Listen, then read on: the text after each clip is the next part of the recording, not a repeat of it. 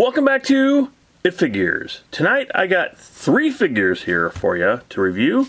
And the first one is the retro Princess Leia from the original Star Wars. Next one I have is the retro Luke Skywalker. And last is retro Han Solo from, you guessed it, the original Star Wars. If you watched my review yesterday, I was talking about how I actually found these at B-Stock. And I don't know how long these actually have even been out, because I've been out of the action figure. I'm not gonna say I was out of the loop, but I have no idea. There's so much stuff that comes out. I don't even know when it comes out, if it ever came out. Some of it I've never even heard it was coming out, like these, until I saw them in the store. I was just like, oh wow, they released these. Never even knew these things were coming out, and so when I saw them, I had to get almost all of them. So packaging wise here, they did a phenomenal job. I mean, this is what would have been on the shelf in the 1970s, except for this big sticker here, and it is an actual sticker, so it's not even part of the background. You could try to peel it off, but it'd probably just rip off the the artwork back here, or the picture of Han Solo. But yeah, this is exactly the packaging they used back in the day, and they tried to make it like a fake aging here around the corners and stuff. You can see it's supposed to be like, makes it look like it's old. I don't know, I guess so. It's different from the originals, but the big sticker here kind of shows you it's not the original. Yeah, so as a kid, you would walk in the store and you see Han Solo. You're like, oh my God, it's Han Solo. This isn't Han Solo. That's not Harrison Ford. But let's go ahead and open him up and take a closer look. So nowadays, if you go out and you buy a figure from like McFarlane or NECA or whatever, it's all about the accuracy. It's all about how close they can actually make it look like the original figures. Back then, back in the 70s, I don't think they were really going for that. They call me crazy, but this is just a guy. It's not even Han Solo. He's wearing it's almost like a cosplayer wearing a Han Solo outfit. He's like, yeah, I'm Han Solo. Can't you tell? But again, these were mostly marketed for kids back in the 70s, unless there was, I'm assuming, people back in the 70s that also collected figures like they do now. And they were like, oh, great. I mean, even then, these were like a rarity. These they didn't really, besides maybe the Planet of the Apes franchise, they didn't really come out with like figures from movies, so this was like an all-new thing for them. But as his actual costume, yeah, it's absolutely Han Solo. So they really nailed the costume part of it. I think in the movie, I mean, I could be wrong, but I thought he had a yellow shirt in the movie, and here he has a white shirt. I'm pretty sure in the original Star Wars he had either an off-white or a yellowish type of shirt, but this is white. Pure white. So he has a pure white shirt here. And he has his jacket and his belt. And, I mean, the details are actually not bad in the outfit itself. And he has the gun holster here on his hip, which is kind of hard to see because it's black. And I do like the fact that they have the red stripe going down his pants leg, too. That's pretty nice. And it's actually on both sides. And you can see it gets interrupted here by the holster. And he does have the nice boots. But the face, yeah, no. I mean, it's just a face. I mean, they just stuck a face on this guy. On the back of him here, he actually has like the belt that's going around the back of his waist too.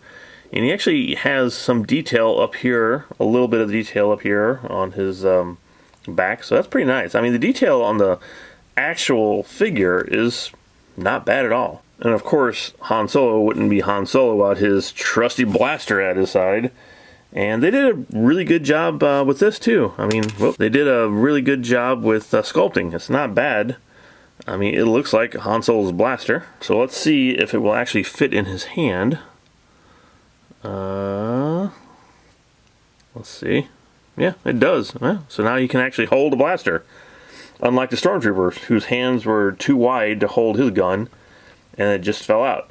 Okay, well, I spoke too soon. He did hold the gun once, and now he is no longer able to hold it. I don't know what happened here. So yeah, the sculpting of the hands are not great. However, check this out. He actually stands up, NECA. This is a figure they made back in the 70s, and they got him to be able to stand up on his own.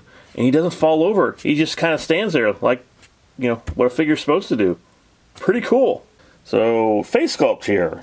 Is that Carrie Fisher? No. But it's a female. It's a female face. So they did that pretty good. It's not the same as Han Solo. I mean, that's definitely a guy's face, and this is definitely a female face. So they got, the gender correctly on the figure. I remember when these came back out, I think it was in the 1990s. So this is actually a better sculpt than that, actually. So they did a really good job with her hair, too. With the weird buns that she had in the first movie. They actually sculpted them really nice. So, I mean, looking at this head with this haircut, it's Princess Leia. If you took the head off of Han Solo, you would never know who that was.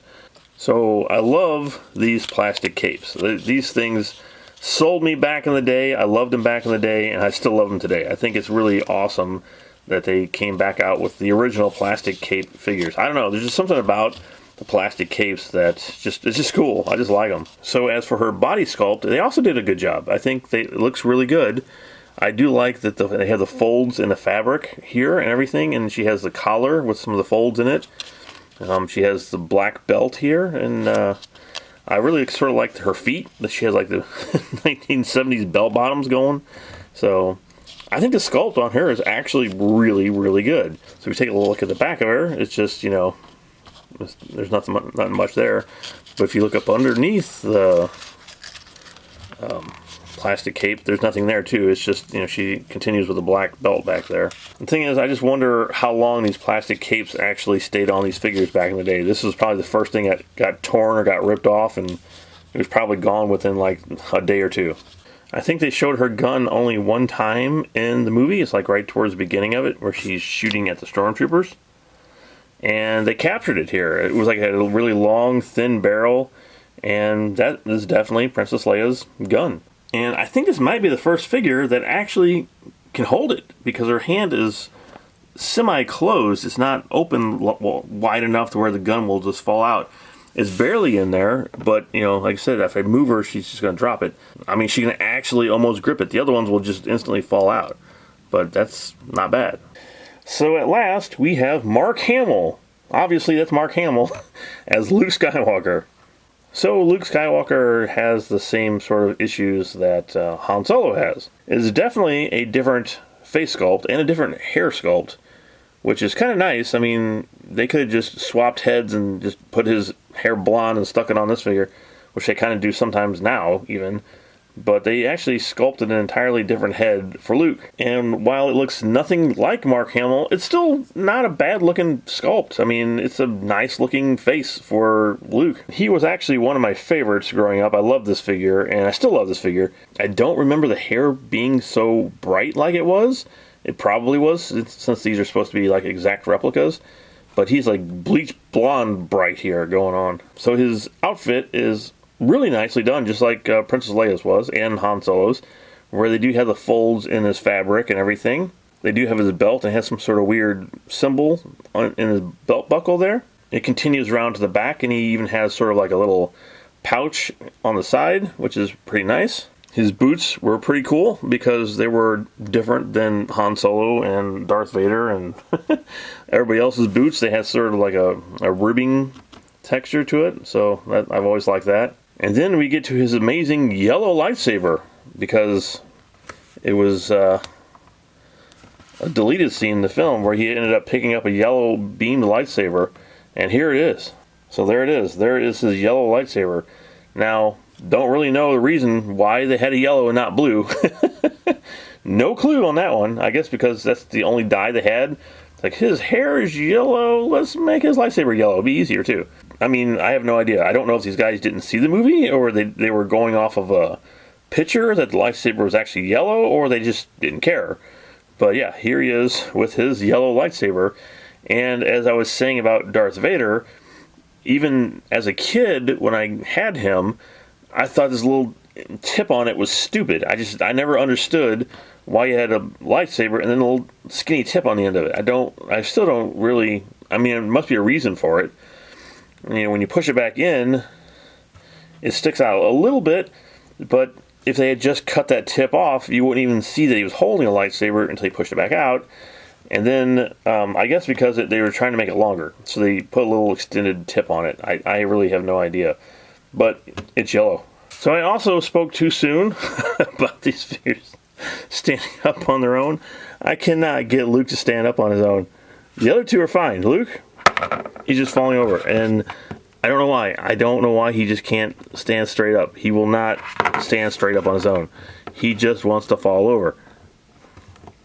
Maybe he's been drinking too much of that blue milk or something. But whatever it is, he... Oh, did I get it? No. So there you go. There's 3 figures from the Star Wars, the retro series. There we go. I had to put his hand out to balance him, so now he can stand around with his hand out. But there it is. There is the 3 figures from the retro series, and they're amazing.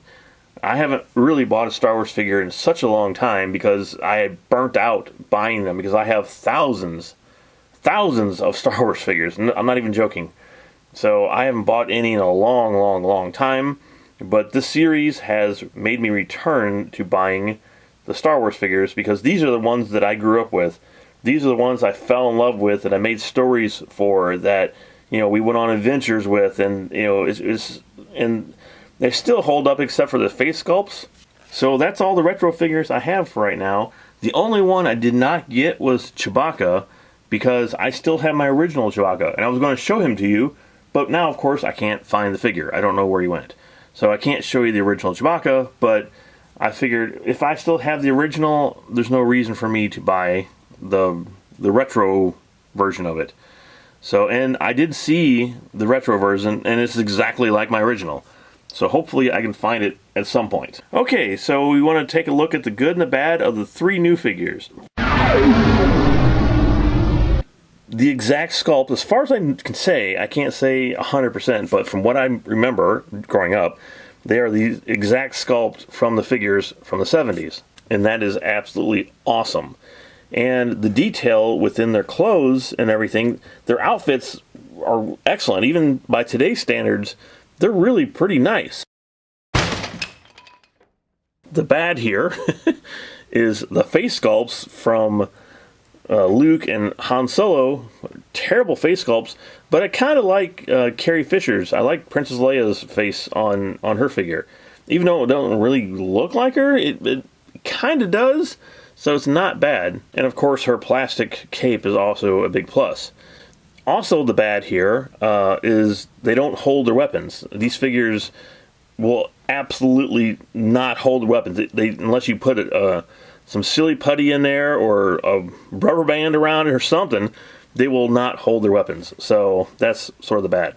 Overall, though, these are awesome, and I hope they continue this line because I would love to have more of the retro figures. I would love to have figures that, I've never had before. My very first figure that I ever owned as a kid, and I'll never forget it, very first figure was C-3PO. And within a week of having him, the gold had already turned to silver. It rubbed off, turned to silver.